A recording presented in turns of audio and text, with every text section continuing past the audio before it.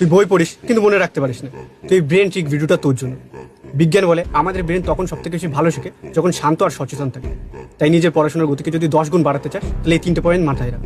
প্রথম পয়েন্ট, নিজের ব্রেনকে বর্তমান মুহূর্তে নিয়ে 25 বার নাক দিয়ে নিঃশ্বাস নিয়ে আর মুখ দিয়ে ছাড়। শেষ নিঃশ্বাস নেওয়ার সময় 15 সেকেন্ডের জন্য নিঃশ্বাসটা বন্ধ রাখ।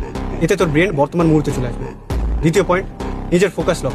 যে রুমে বসে আছিস বা যে বইটা হয়তো পড়বি বা ঘরের যে কোনো জিনিস আছে, 30 সেকেন্ড চোখের পাতা না ফেলে সেই জিনিসের দিকে তাকিয়ে থাক। যেখানে চোখ দাঁড়িয়ে যায় ব্রেন ও ফোকাস সেখানে লক করে।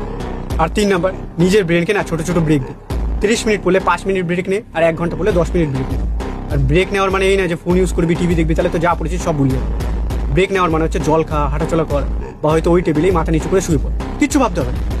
যেগুলো পড়েছিস ওই ভাবনাগুলো অটোমেটিক তোর মাথায় ঘুরবে, আর অটোমেটিক সেই পড়াগুলো তোর মাথায় ব্রেনে সেভ হয়ে যাবে অটোমেটিক।